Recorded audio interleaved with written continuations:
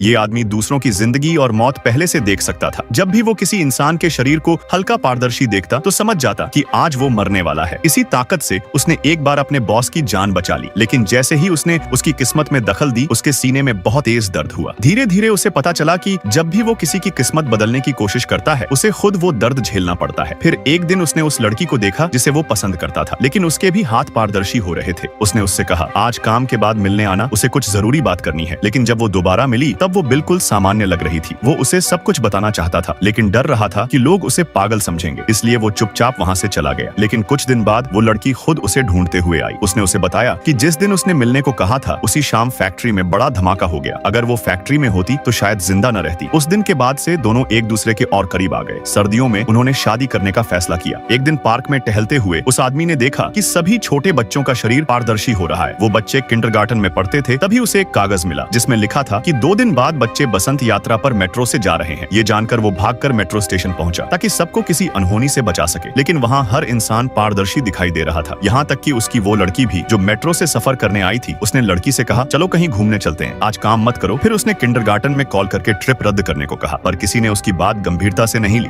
अब वो किसी भी हाल में बच्चों को बचाना चाहता था। उसने अपनी प्रेमिका के लिए एक चिट्ठी छोड़ी। उम्मीद थी कि वो उसे भूल जाएगी। उस दिन वो आशिक की तरह मेट्रो स्टेशन पहुंचा, लेकिन जैसे ही ट्रेन चली उसने देखा लड़की अब भी उसी ट्रेन में बैठी थी। वो तेजी से गाड़ी चलाते हुए समय से ठीक पहले अगले स्टेशन तक पहुंचा। वहाँ उसने देखा कि जो क्रेन चला रहे थे उनके शरीर भी पारदर्शी हो रहे थे। वो ही थे जो आने वाले हादसे के जिम्मेदार होने वाले थे। उसने जोर से लोगों को हटाया और खुद पटरी पर कूद पड़ा। वो अपनी पूरी ताकत से मेट्रो को रोकने की कोशिश करने लगा। उसी वक्त पीछे से क्रेन आकर पटरी पर गिर गई। पूरी मेट्रो बच गई, लेकिन वो आदमी जिसने सबको बचाया था दिल का दौरा पड़ने से वहीं मर गया। एक बार फिर उसने अपनी जान देकर उस लड़की को बचा लिया जिसे वो बेइंतहा चाहता था, मगर उस दिन वो लड़की हमेशा के लिए अपना सच्चा प्यार खो बैठी।